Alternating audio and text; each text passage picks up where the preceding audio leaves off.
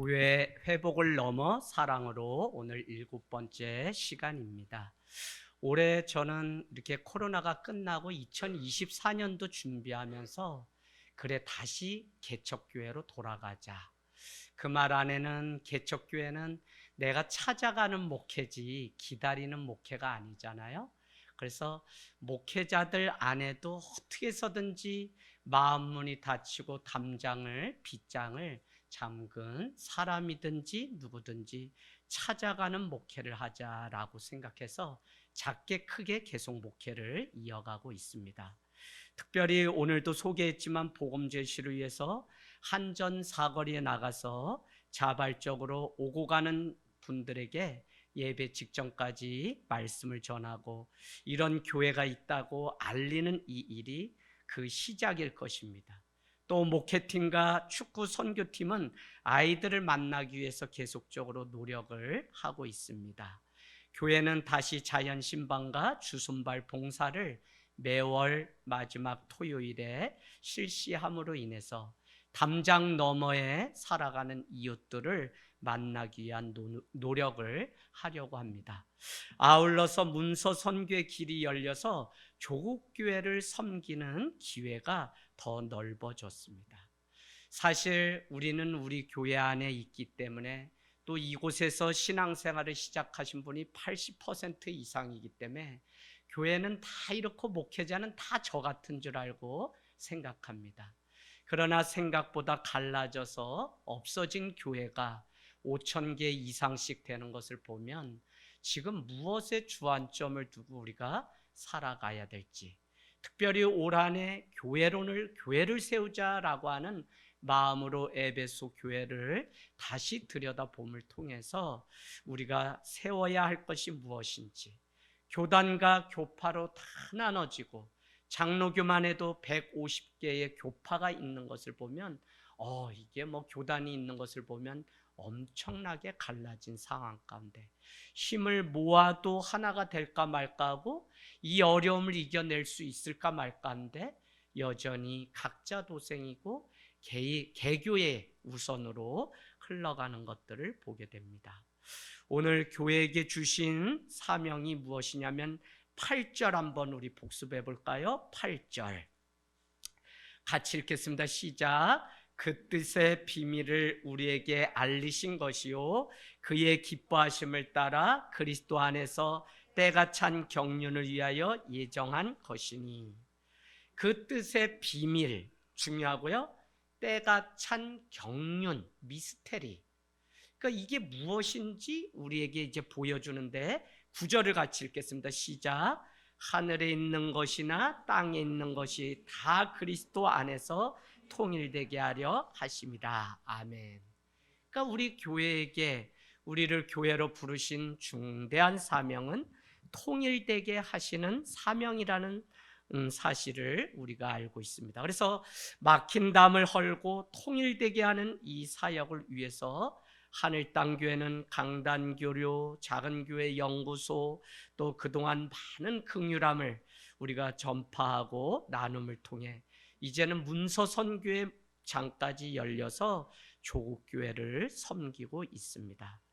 코로나가 끝나고 우리는 계속해서 교회가 어렵지만 많은 프로그램으로 교회의 회복을 꾀하는 것은 여전한 것 같아요. 그동안 교회는 제자훈련이다, 또 뭐 시커스 워십이다, 또 두날개다, 알파다, 많은 프로그램들을 덧입혀놔서 정말 다시 모여서 우리가 교회를 회복해야 되는데 덧대기 씌워놓은 이것을 긁어도 교회 성장 프로그램만 남았기 때문에 어디서 어떻게 해야 되는지 모르는 상황 가운데 있습니다.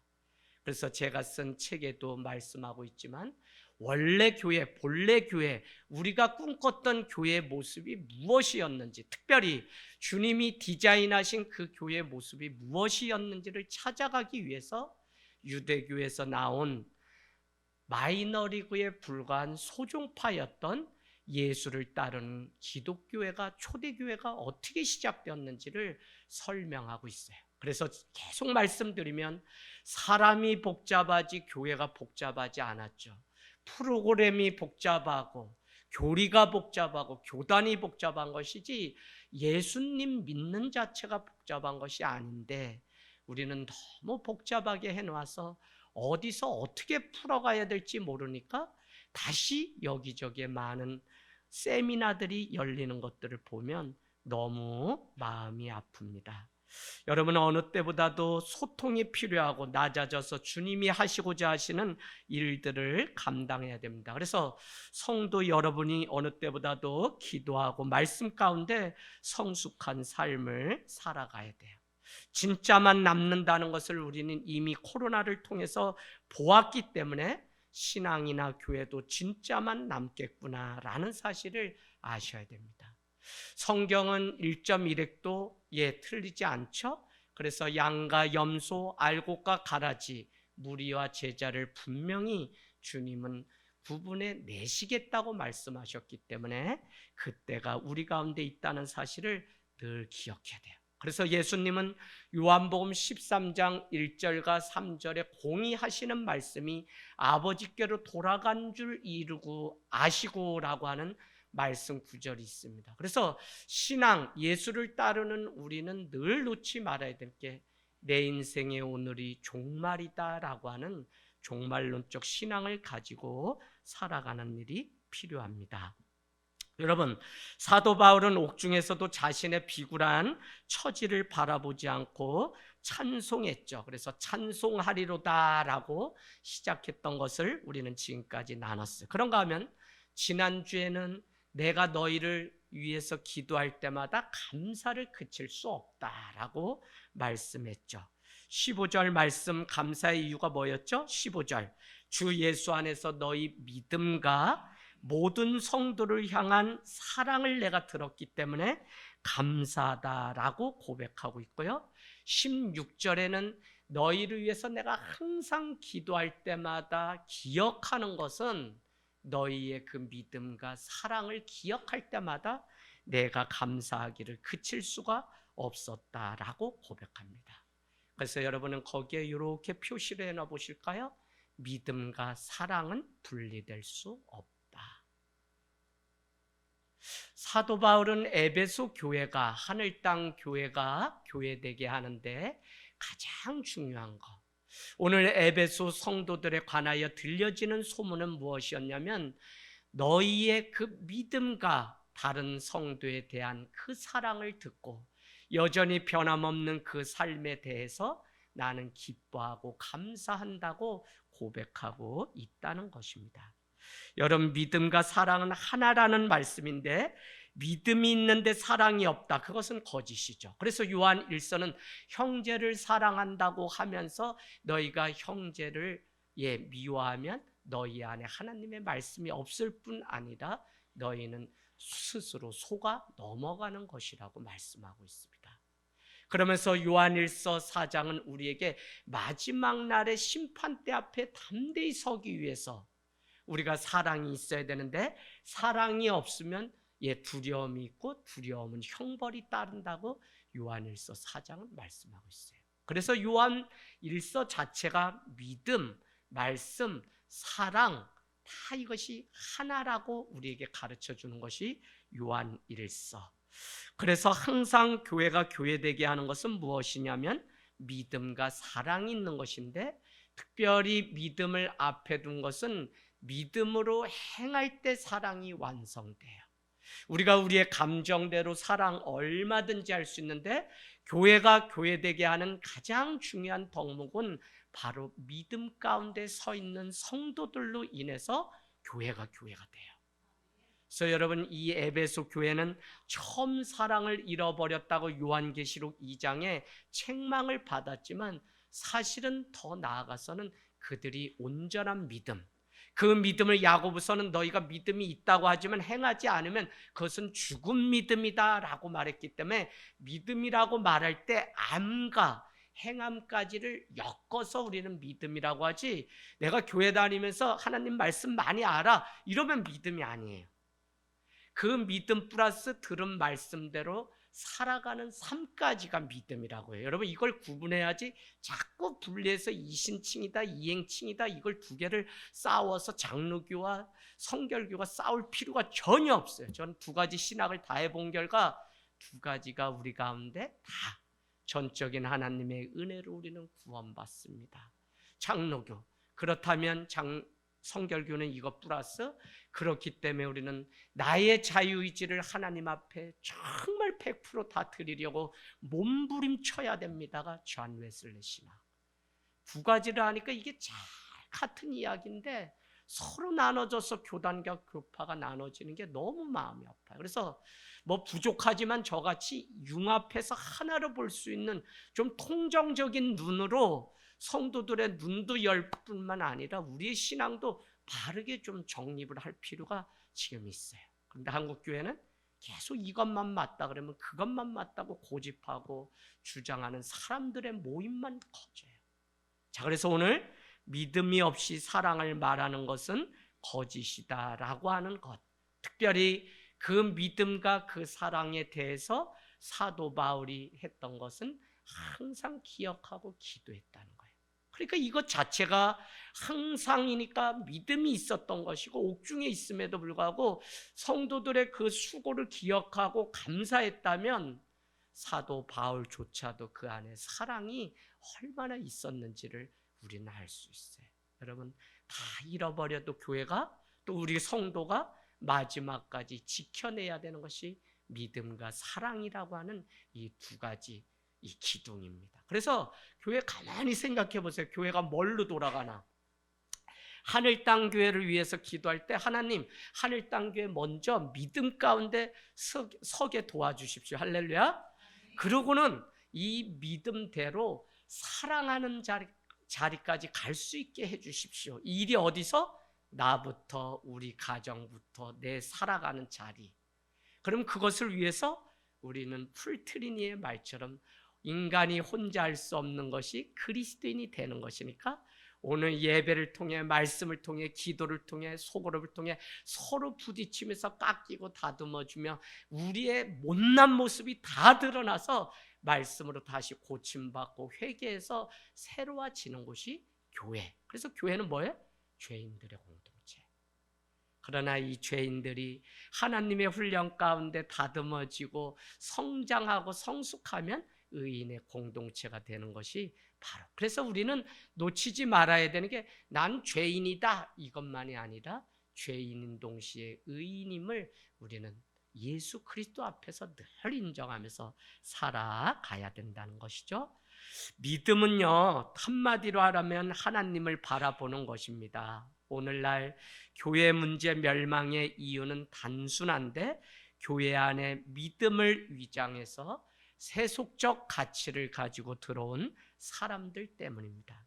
믿음을 말하는 성도도 여전히 세상적인 가치에 빠져 살다가 그냥 예배에 나오기 때문에 삶이 안 바뀌어요. 주님 앞에 자기를 낮추고 죽기까지 복종하는 그 믿음이 없으니까 교회는 사랑의 자리에 나가지 못하죠. 이제는 자라서 하늘 땅 교회가 믿음으로 하나님을 기쁘시게 하는 공동체가 되기를 원합니다. 그래서 우리는 온전한 사랑을 감당하는 교회가 되길 원해요. 지금까지는 우격 따짐으로 안 되고 여서 막 자라나는 사람들을 어떻게든지 끌고 왔다면 이제 13년이 지났으면 우리 다 한 사람 한 사람이 장성한 분량에 이르러서 그 믿음도 인정받고 그 사랑도. 그래서 오산에 뭐 들어보면 뭐 말씀이 있대요, 뭐 사랑이 있대요 하는데 저는 다른 것보다 하늘 땅 교회는 믿음이 좋대요. 이 고백을 듣고 싶어요. 하늘 땅 교회가 오산에 소문날 때 그 교회 가면 믿음이 세워진대요. 할렐루야. 그 교회 가면 아이들이 벌써 다르대요. 저는 우리 예배에 아이들이 여러분이 볼 때는 다 관심사병이잖아요. 근데 앞에 나오면 벌써 이 말하는 게 일반 교회에서는 볼 수가 없다니까요. 아이들이 교회를 배우고 하나님께 감사를 알고 서로 살아가는 것이 무엇인지를 안다는 것이 참 어디서도 배울 수 없는 너무 귀한 것을 여기서 배워가고 있어요. 그래서 이 아이 한 사람 한 사람이 어떻게 낳는데 좀 뭐 쑥식이고 그래도 막 배 아파가지고, 그래서 내가 하랑아 너한테 오기만 한다면 내 명륜진사 티켓을 주겠다 그랬던 것 같아. 하랑아 귀 있으면 들어야 된다 니도 이제는. 네, 나의 약속했으면 전 지켜요. 주일학교 애하고 한 약속도 지켜야죠. 자, 어쨌거나 믿음, 사랑 우리가 계속적으로 자라가기를 원합니다. 오늘 온전한 사랑을 실천했던 사도 바울은 개인 신상을 위해서 기도했던 것이 아니라 오늘 누구를 위해서 기도했죠? 모든 성도를 위해서 기도했어요.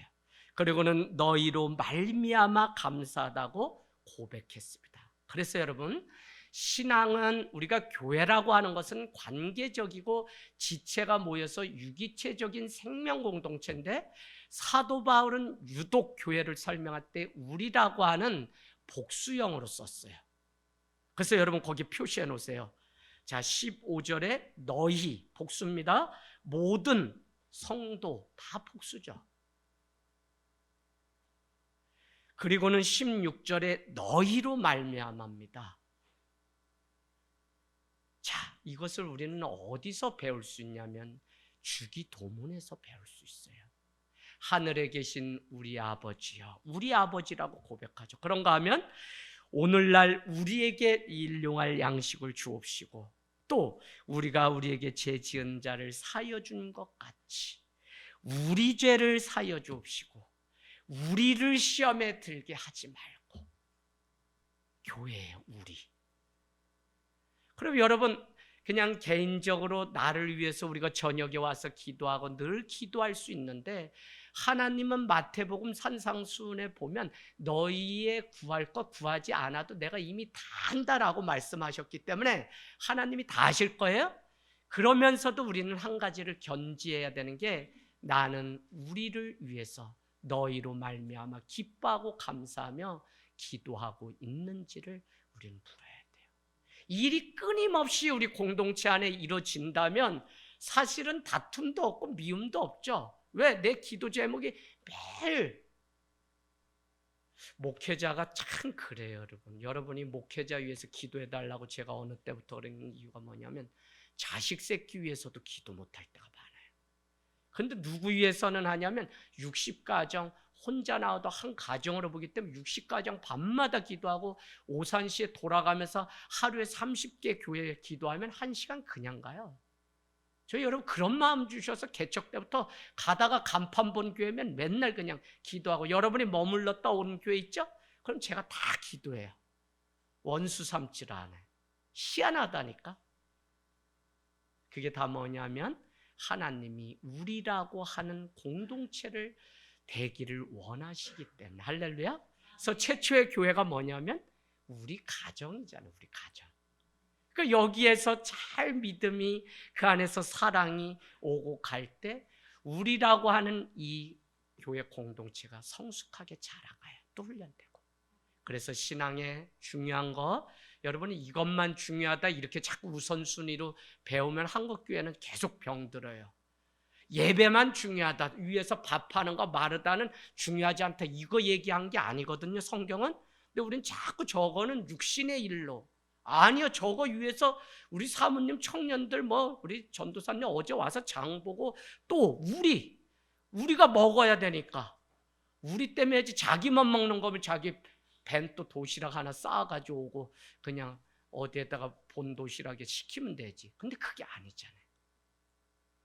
그러니까 교회라고 하는 곳은 우리라고 하는 이 운명 신앙 공동체가 계속 하나 되는 법을 놓쳐버리면 교회는 삽시간에 그냥 파달갱이 흩어진 것처럼 산산조각나요.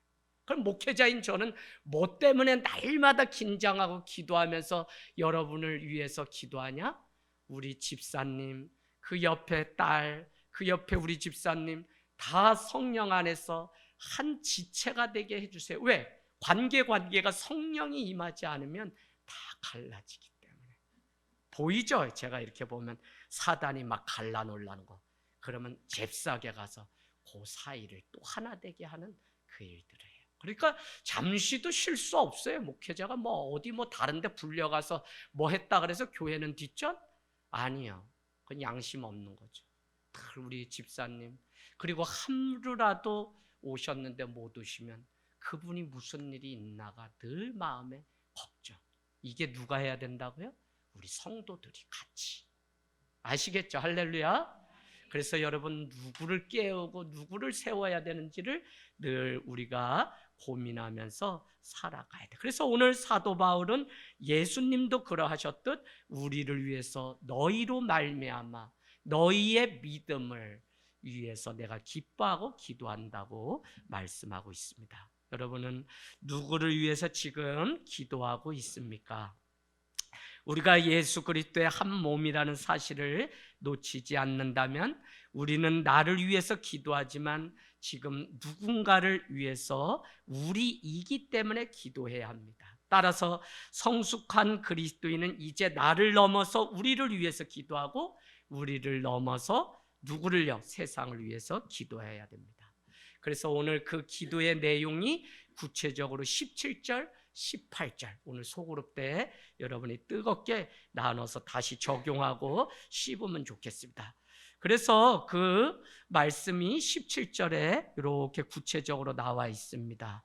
그래서 우리가 오늘도 우리라는 이름으로 예배하고 또 하나님 앞에 섰는데 이 신앙 공동체가 점점 개인화되고 개토화된다고 말을 해요. 교회가 점점 세상 저기 가서 자기만 거룩한 사람들의 모임인 것처럼 개토화 분리돼서 살아가요. 그러나 참된 교회로는 무엇이냐면 우리 아이들 다 했지만 교회는 분리된 곳이 아니라 구별된 사람들이 구별. 그 얘기는 저 진흙탕 속에 문제 있는 그 속에 하나님의 거룩한 말씀을 가지고 가서 거룩한 삶으로 구별된 사람들이 세상 가운데 필요하지, 다 한동대 가고 다 이랜드만 취업하면 어떻게 하겠어요? 제가 채플이고 많은 곳에서 일반 사람 만나고 막 만나죠. 기업 예배도 가서. 그러면 어느 정도 교제하다가 은혜가 임하면 상담을 하겠다 그래요. 그 상담 내용은 무엇이냐면 목사님 이제 이 일을 그만두고 신학교를 가겠습니다 라고 그래요. 그러면 제가 뭐를 꼭 하나를 묻냐면 당신이 신학교를 가면 그 자리는 누가 지키나요? 라는 이야기를 반문해요. 무슨 이야기인지 아시죠? 다 신학교 갈 게 아니라 거기에 가야만 뭐 하나님의 일하고 거룩한 삶이 아니라 정말 내 삶의 자리 먼지 나고 욕이 오고 가고 조선 팔도 욕이 남만 그곳에서 살아낼지라도 거기서 믿는 자로 구별된 삶을 살아내는 그 영광을 알 때 우리는 비로소 교회가 교회돼요. 할렐루야. 그래서 오늘날 교회가 맷집이 없고 약해진 게 다 저 이랜드 기독교 기업 자기들끼리 모여서. 아니요, 그렇지 않은 곳에 가서 여러분이 태극기 꽂고 정심이면 학교에 가서 기도 모임 만들고 직장 내 신우회 만들고 목사님 우리 직장에 3사람이 모였는데 오셔서 한 달에 한 번만 말씀 전해. 그건 간다니까요. 제가 이게 필요해요. 그게 뭐냐면 선교입니다. 선교, 미셔널 라이프. 내 삶의 자리에 말씀이 임하고 내 삶의 자리가 직장이든 가정이든 그곳에 예배가 선포되고 내 삶의 자리에 주의 사랑이 실천되는 그것이, 거기가 교회라는 것이 미셔널 라이프, 미셔널 처치입니다. 자, 그래서 우리는 허황되게 멀리 이게 아니라 삶의 자리 속에서 믿음과 사랑이 늘 연결되는 일들을 늘 해야 되는데 우리라고 하는 이 지체의식을 놓쳐버리면 우리는 훌륭하지 않아요. 그런 젊은이는 미래도 없습니다. 그런 교회는 세상의 그 아픔 3.1절 운동 이럴 때 기독교인들이 다 나서서 했는데 나라의 일들을 맡길 수가 없어요. 그래서 여러분 우리가 깨어서 세상 가운데 나간다는 것이 무엇인지 우리가 봐야 됩니다. 그래서 우리는 교회라는 이름으로 모이는 그리스도인이 되어 계속적으로 교회 안에서 훈련을 받고 혼자서는 그리스도인이 될 수 없고 서로 종로로 탐을 통해서 우리는 비로소 각각 짐을 나눠지는 일들을 하게 됩니다. 자신만의 생각을 공동체 안에 투영시키고 요구하는 일은 어리석은 일이고 내가 잘하지 못하고 있다는 반증이에요. 그래서 교회의 기준은 사도 바울이 쓴 모든 서신서에는 다 제가 그 안에서 예수 그리스도로 말미암아 그 안에서 뿌리를 내리고 그 안에서 교훈을 받아서 그 안에서 다 무엇이냐면 예수 그리스도라고 하는 분명한 기준. 예수 그리스도는 뭐죠? 말씀이죠. 마가복음 1장 1절은 하나님의 아들 예수 그리스도는 복음의 시작이라고 했기 때문에 복음 말씀은 무엇이냐면 예수 그리스도예요. 그래서 그분이 기준이 될 때 우리는 온전한 건강한 교회가 될 수 있어요. 그런데 이게 안 되면 내가 원하는 대로 하려고 하는 모습들이 있습니다. 부디 올해 2024년도 하늘 땅 교회가 교회되려면 세상의 가치를 가지고 와서 이곳에서 이루려고 하지 말고 주의 말씀 예수 그리스도로 우리가 살아가기를 원합니다. 할렐루야. 자, 그래서 하늘 땅 교회 입구에 필립 얀시의 글귀가 있죠? 뭐라고요? 교회는 낮은 자가 들어와 높아지는 곳이며 높은 자가 낮아져야 들어올 수 있는 곳이다. 빈부격차를 말하기도 하지만 이 안에는 자아가 높은 사람이 자기를 깨트려 낮아져야만 들어오는 곳이 교회가 돼야 되고, 자기가 낮아진다면 오늘 고백과 같이 하나님이 나를 보시고 힘이 좋았다고 하셨구나라고 예수 그리스도로 인하여 높아지는 곳이 교회가 돼야 됩니다. 할렐루야.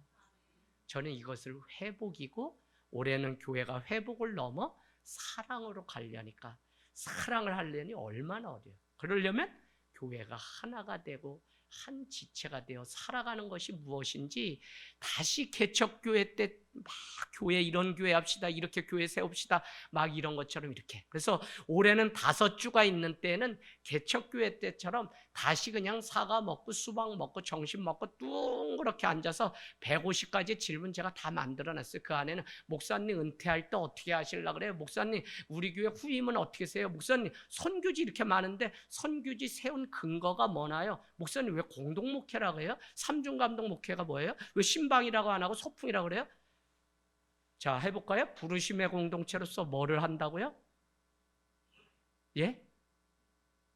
부르심의 공동체로서 뭐를 해요? 예배. 세움의 공동체로서 신앙의 교제와 교육. 아, 책을 우리 교인들이 안 읽나 보다. 다음 주에 시험을 보겠습니다. 세 번째, 보냄받은 공동체로서 목회자는 축도를 해서 세상에 파송하죠. 예배 때 보냄받은 공동체로서 사회 봉사와 선교를 감당. 이 세 가지가 균형 있게 잘 이루면서 가는 일이 너무 중요하다고 제가 말씀드렸습니다. 자, 오늘 사도 바울은 17절에 첫 번째 이렇게 기도하라라고 하는데 17절 같이 읽겠습니다. 시작. 우리 주 예수 그리스도 하나님 영광의 아버지께서 지혜와 계시의 영을 너희에게 주사 하나님을 알게 하시고. 첫 번째 사도 바울의 기도 제목은 무엇이냐면 하나님을 알게 해달라는 것이에요. 여러분, 이것이 뭐 단순한 것 같지만 그런 것이 아니라 하나님을 아는 것이 교회에 모인 첫 번째 이유예요. 이것을 위해서 그 앞에 뭐라고 하냐면 이 일을 위해서 우리의 힘으로 알 수 없기 때문에 지혜와 계시의 영을 부사, 성령을 부사 깨닫게 하시고 가르쳐 주셔서 하나님을 알게 하시고라고 하는 것이 에베소 교회를 향한 사도 바울의 첫 번째 기도 제목이었습니다. 여러분, 우리는 서로를 위해서 기도할 때 그 사람의 사정과 어려움과 병과 아픔을 위해서 기도하죠. 그러나 먼저 기도할 것이 있다는 사실을 놓치지 마세요. 그것은 저 지체가, 저 성도가 하나님을 먼저 알 수 있는 성도가 되게 해주세요. 할렐루야. 이게 되지 않으면 교회 백날 다녀도 소용없어요, 여러분. 이게 얼마나 우리가 이제는 제대로 다녀보지 않은 사람이 어디 있어요? 나 전도 다녀보면 다 교회 다니고 다 청년부 회장했대 다. 내가 그 교회 어떤 교회인지 내 목사님 가서 싸우려고 그런다니까. 다 다녀봤대. 여러분, 전도가 왜 어렵냐면 다 다녀봤기 때문에 안 돼요. 차라리 모르면 호기심이라도 있는데 다 다녀봐서 안다면서 아유 목사님이나 열심히 다니세요. 아, 사단이 하는 일들을 보면 안다는 게 잘못 알면 다 더 큰 문제가 돼요. 무슨 이야기인지 아시겠죠? 그래서 하나님을 온전히 알게 해달라고 우리가 기도하는 일이 필요한데, 말씀을 듣고 예배를 드릴 때 우리가 하나님을 알기를 사모하면서 모이는 일이 우리 삶의 우선이 돼야 돼요. 그래서 교회는 구원을 위해서 하나님을 알리고 가르치고 배우는 일에 먼저 헌신해야지, 사회봉사, 선교, 사랑 다 중요하다고요. 그러나 하나님을 먼저 하는 일이 중요한 것이지, 이거 제껴놓고 나가서 뭐 커피 봉사 무슨 봉사 많이 했다야 믿음 구원과 상관없어요. 이렇게 하면 천주교의 선행이 나를 구원하였다와 똑같은 교리에 빠져요. 그게 나쁜 게 아니라 믿음을 기반하고 하나님을 아는 지식 위에서 이거를 해야지 자발적으로 기쁨으로 끝까지 할 수 있는 거지, 하는 둥 마는 둥 되는 이유가 하나님을 먼저 알아야 되는데, 그분의 성품과 속성을 알아야 되는데 이걸 모르니까 계속 하기는 하지만 지속성이 떨어져요. 그 중에 첫 번째가 예배예요. 자, 그래서 우리는 먼저 여러분도 올 한해 배우고 가르치고 하는 일들, 그래서 하나님을 아는 일에 내 삶의 최우선을 두면 좋겠다는 말씀을 드립니다. 모인 성도들에게 기준이 명확해야 되는데, 오늘 우리는 침묵을 위해서 모인 거 아니고요, 위로를 위해서 모인 거 아니고요, 처음에는 이것 때문에 교회 다 나오지만 시간이 가면 자라야 되는데, 그건 뭐냐면 하나님이 누구신지를 알아야만 우리가 잘할 수 있어요. 할렐루야. 이걸 모르면은 우리가 교회 다 다녀봤죠. 그래서 구원을 얻으려면 하나님을 알아야 돼요. 더 정확히 말씀드릴게요. 한번 찾아가 보세요. 요한복음 17장 3절. 영생과 사명이 무엇인지를 여러분이 정확히 아시면 좋겠습니다. 요한복음 17장 3절 4절. 네, 천천히 찾으세요. 천천히. 네, 요한복음 17장 3절 4절. 네, 동그라미를 박박 그어놓고 다음 주에 모였을 땐 한번 요한복음 17장 3절 이러면 여러분 한번 애우세요. 그래서 이 말씀 그냥 끝내지 말고 집에 가서 자녀들하고 이번 주는 우리 이 말씀 한번 암송하자 해서 눈 쳐다보고 배꼽 찌르면 자동으로 나올 수 있도록 한번 하면 너무 좋겠습니다. 자, 읽겠습니다. 시작. 영생은 곧 유일하신 참 하나님과 그가 보내신 자 예수 그리스도를. 아멘. 영생은 뭐라고요? 참 하나님과 그가 보내신 예수 그리스도를 아는 거예요. 영생을 얻는 거예요. 구원 얻는 거라고요. 이해되시죠? 그래서 하나님을 알아야 돼요. 그럼 사명은 뭐냐? 17장 4절 읽어주세요. 시작.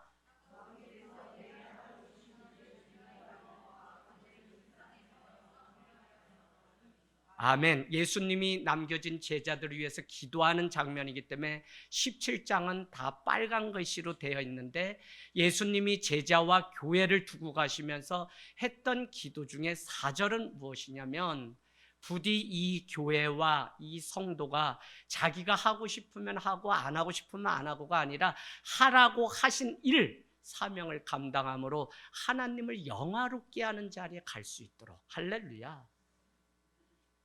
그러니까 말씀을 알아야 돼요. 말씀 모르면 내가 하고 싶은 것만 하게 되잖아요. 그죠? 자, 중요합니다. 자, 그래서 이 일이 어렵기 때문에 오늘 뭐라고 말씀하고 있냐면, 지혜와 계시의 성령을 알게 부어주셔서 하나님이 누구신지 알게 해달라는 첫 번째 기도. 지혜와 계시의 영, 곧 예수 그리스도죠. 말씀이죠. 그 성령님께 붙들려야지만 우리는 성령의 인치심을 통해 하나님의 기업이 되고 하나님의 아들들이 되고 하나님의 예정과 선택하심 가운데 내가 그냥 오고 싶어서 온 게 아니라 어느 날 늦게 왔거든요. 그래서 막 아파서 이래서 온 것 같지만 그것조차도 하나님의 예정과 선택 가운데 내가 예수를 믿고 이 자리에 오늘 뭐라고요? 심어 놓으셔서 왔구나라고 하는 믿음이 정확해야지만 오늘날 마지막 때 사단에 흔들릴 가운데 없어요. 여러분, 솔직히 주변 이단들 와가지고 무너뜨리는 거 다 보고서 가난하고 심령이 하나님을 알지 못하는 사람들 이용해요. 우리 주변에 부산에 무슨 교회 하나 있는데 아버지 아들 때까지 해서 70년을 이어온 교회인데 지금 법정 싸움이 대단합니다. 어느 날 장로님이 나갔다가 다시 돌아오셨는데 건축을 다 해놓으셨는데 죄송합니다 목사님 이제 열심히 하겠습니다. 그러고는 그날부터 장로님이 뭐가 헷가닥했는지 매주 예쁜 그냥 여자들 집사님이라고 데리고 오는데 목사님은 교회 채워야 되니까 막 춤추면서 좋아했는데 알고 봤더니 장로님이 교회 이래서 나간 사이에 신천지에 포섭돼서 이 교회를 추수하려고 오셔갔는데 목사님 모르신 거예요? 그런 다음에 매주 이렇게 만났던 사람이 다 신천지 교인들. 그래서 이렇게 얘기하더래요. 어떻게 그럴 수 있냐 그랬더니 목사님 그날 학교 앞에 있어서 목사님이 그 전도한 사람이요 제가 보내놓은 사람이에요. 목사님 이젠 손 드시죠. 그랬다는 거예요. 그런데 마지막 세교 사랑나눔 끝날 때 서약서에 그 교회는 정회원이 되려면 뭐뭐 합니다라고 끝에는 이단일 시에는 이렇게 교회로부터 엑스커뮤니션 이게 뭐죠? 축출, 쫓겨나는 일이 정당합니다. 이렇게 된 문서 한 장이 있어가지고 법정 싸움에서 지금 유리하게 이렇게 선점하면서 지금 몇 년째 싸우고 있어요. 몇 년째. 근데 뭐냐 무슨 문제라니 첫 번째 재정 집사로 들어오셔서 목사님이 뭐 이런 재정 얘기. 두 번째 어느 날 목사님 상담할 게 있어요. 커피숍에 둘 있는 거 누가 딱 찍어가지고 아유 스캔들이 목사님이 낫다 가정 안 지키고 두 가지. 그랬더니 교회가 서 있지 않고 교회 중심, 말씀 중심, 목회자 중심 아니니까 금세 거기에 이미 뭐 얼마나 고기 사주고 다 했겠어요. 사주는 거 조심해야 돼. 먹는 거. 네.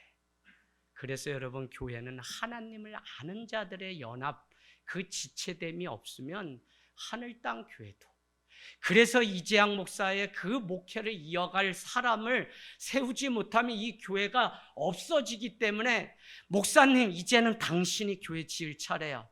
목사님 그게 논리가 돼요? 매일 설교 때 영국의 미국의 교회가 그렇게 하다가 지금 호프집이 됐다면서 저를 위한다고 하시면 목사님 할 수 없습니다. 글쎄 그런 말씀 하려면 저한테 하지 마세요. 아니 제가 못 세우고 우리가 하나님을 힘써 알지 못해서 세워지지 못하고 이단에 다 가면 그거 내 책임이고 다 우리 거기서 끝나야지. 그 교회가 건물만 덩그러나면 뭐 어떻게 하라고요. 그러니까 제가 막 승질을 내니까 넌 무서워. 알았어 그냥 끝까지 그렇게 고귀하게 살다가 너 혼자 구원받아. 네, 이런저런 말. 사실 여러분 책 나온 거 외롭게 왔어요. 저는 외롭게. 제가 변방에서 와야만 저 중심부 니느웨를 향해 외칠 자격이 있으니까 여기서도 계속했던 사역은 한국교회를 깨우는 사역들을 글을 쓰고 계속했는데 너만 잘났다. 너 그래 아이고 깨끗하다. 책이 인정받았다는 건 저한테 저를 위로하는 것 외에는 없어요. 이게 뭐 머니가 되는 것도 아니고 아무것도 몸만 피곤하지. 그런데 이제 와서 많은 사람들이 전화를 주고 이런 교회가 있다니 욕심내지 않고 가는 이런 교회가 있다니. 그래서 저는 여러분이 사명 자긍심 가지고 정말 교회가 교회되게 하는 일에 앞장서게 되기를 원합니다. 여러분 고린도전서 2장 10절 12절 가보세요. 고린도전서 2장 10절 12절.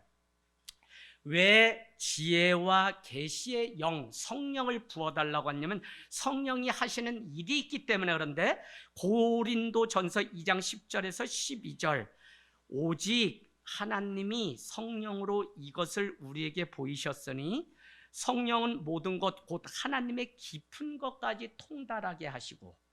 몰라요. 사람 속이 성령이 아니면 몰라요. 그렇죠? 네. 사람의 일을 사람의 속에 있는 영 외에 누가 알겠냐는 거예요.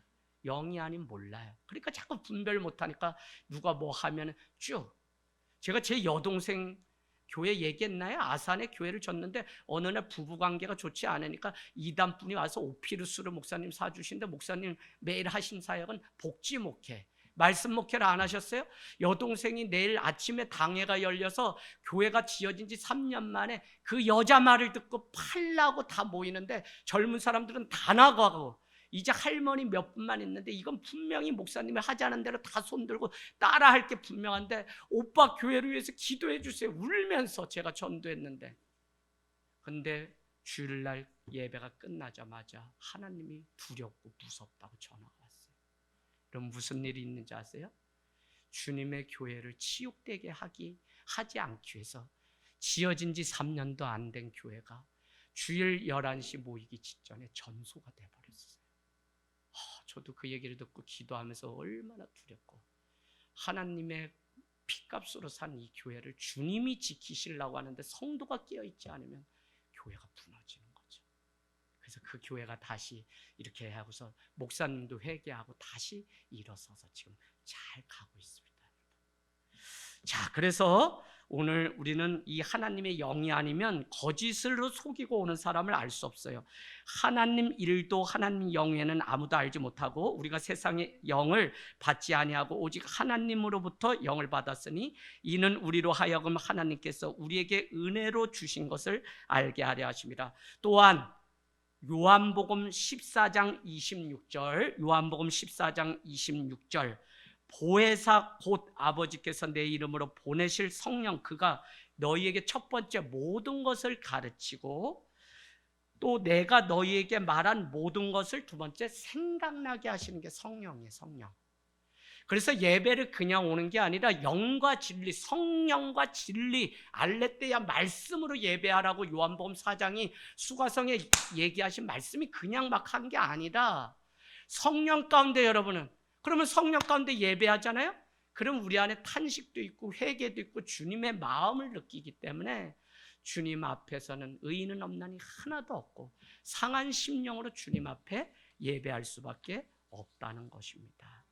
여러분, 오직 우리 주 예수 그리스도 하나님 영광의 아버지께서 주시는 지혜와 계시의 영으로만 우리는 알 수 있기 때문에 늘 내가 영의 사람, 성령의 사람이 되게 해 주십시오.